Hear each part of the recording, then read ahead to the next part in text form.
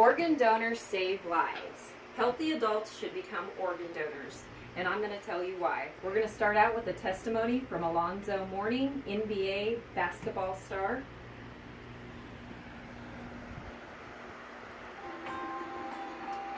I'm Alonzo Mourning, NBA All-Star and organ transplant recipient. Today in our country, more than 100,000 people are on the National Organ Transplant waiting list. In 2003, my name was added to that list. If it hadn't been for one man's decision, my name could have been added to another list. That of the 18 people who died each day waiting for a life-saving organ. The need for organ donors is clear.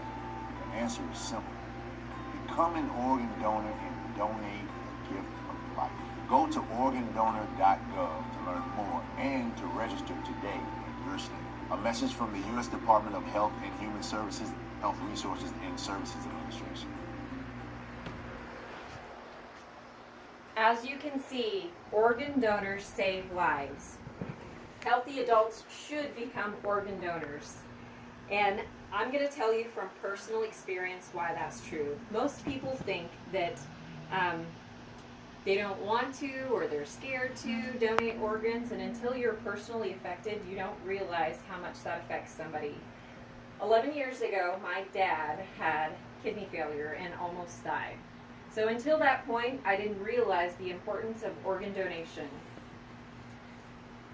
When you go in to renew your license, it's very simple to become an organ donor.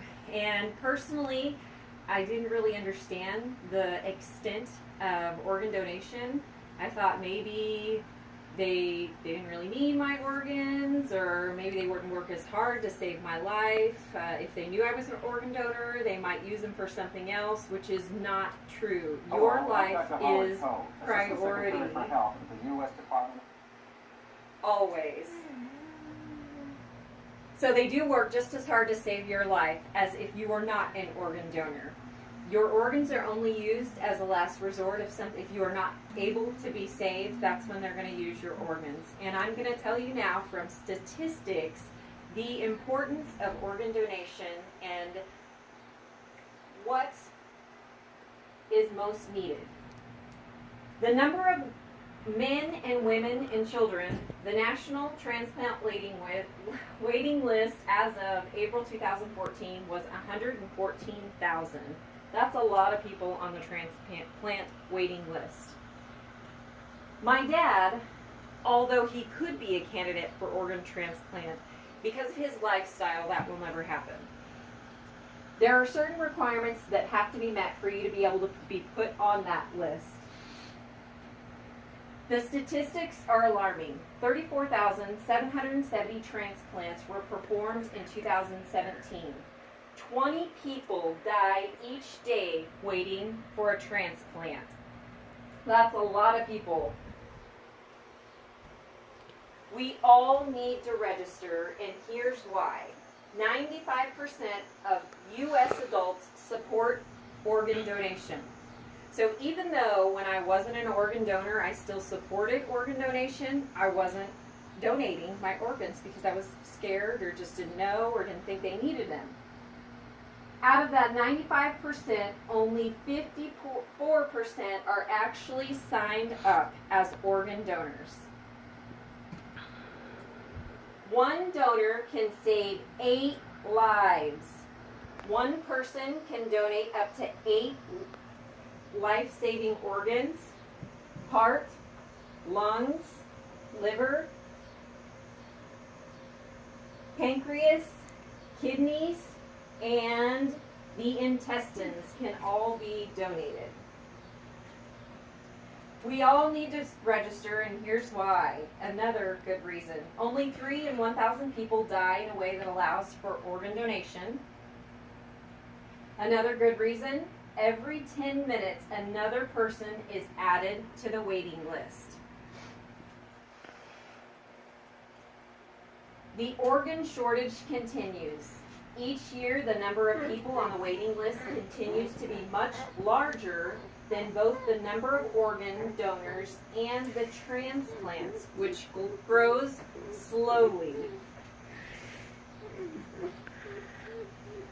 As you can see here, Kidneys, 83% need transplants. Liver, 12.1%. Heart, 3.5%. And lung, 1.2%. Kidney failure happens for many different reasons. Some infants are born with kidney failure. Some adults have it from different things that they intake. My dad's was a combination of high blood pressure. The high blood pressure causes, over time, if untreated, causes organ failure. In addition, he was also an alcoholic. So the combination of the two caused his kidneys to fail at an early age, and that is why he's been on dialysis for the last 11 years. As of April 2018, there are more than 114,000 candidates for transplants on the U.S. national waiting list. Out of every 3 people on the waiting list, there are over the age 50, almost 2,000 children under the age of 18 are on the list. Almost 70,000 people, 58% on the list are ethnic minorities. About donors. Everyone can be a registered donor, regardless of your age, race, or medical history. All major religions support organ, eye, and tissue donation as the final act of love and generosity. A commitment to donate never interferes with medical care. Saving your life is always top priority. Donating life is a gift. Neither you, your family, or estate will incur any cost whatsoever. This is all free and clear, paid for by the Organ Donation Foundation. The donor agency will notify the next of kin and your decision at the time of your death, facilitating a discussion about your social and medical history. To make sure your gift will safely help others in need, the hospital and donor agency will access your potential to help others in your time at your time of death.